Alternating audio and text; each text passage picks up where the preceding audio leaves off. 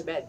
Felt good. Lay down on a bed for the first time in 9 months was pretty awesome. I crashed until the next day, and then just trying to get up and trying to move around and understand gravity. Went through a bunch of tests, and then that afternoon I got to come home and see my dogs who were waiting for me. So that was pretty special. It's pretty hard when you come back, and it doesn't mean you don't even have to be up there 9 months. Like my other missions were 6 and 5 months, and you do feel pretty nauseous when you first get back. It's just that inner ear neurovestibular feeling for the first like 24 to 48 hours, and I knew, having gone up twice before, that it was just a matter of time. So I was like, just push through it. You got this. I mean, just make yourself get up, make yourself go take a shower, and just push over those things, and make yourself walk down on a line to just work on all of those little small agility muscles.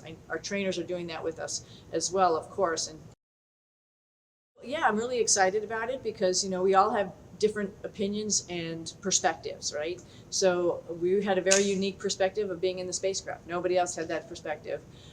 So I think us providing them with our perspective on what happened, and them telling us what their perspective of what happened down here through the telemetry and mission control, and then talking about what they've been doing, because we've been sort of focused on other things for the past couple months and not really focusing right on all of the work that's being done. So I think it's going to be a sharing relationship right there, and just discussing where we stand and where we think we need to go. But I think that is already the plan, because there will be new components added to the spacecraft, right, or replaced on the spacecraft. And so we'd really like to test that out, see how that works.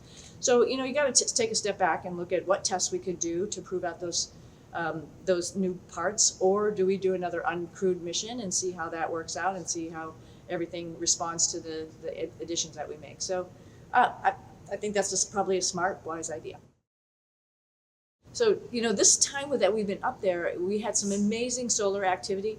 So the aurora was just incredible. There were times when you'd go to the window and we'd be flying right through the middle of the green aurora, and then you'd come to the edge closer as the sun was coming up, and you could see the reds and you could see the purples of the aurora. I think that was pretty spectacular. We were really lucky to actually be up there to see all that.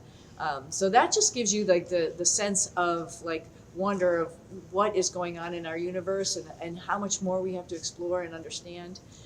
I think the hardest part was just sort of not knowing and trying to relay that information to family and friends who are worried and waiting for us to come home, and try to reassure them that, hey, there's a lot of people, there's an army of people working on a plan and going to be getting us home at the right time on the right spacecraft. So I think that was just the hardest thing to convince them. And I think one of the ways that I was successful is I started writing a journal and showing them or telling them all about what was going on, and then I started bringing them along with me, and then that sort of turned the tide for me.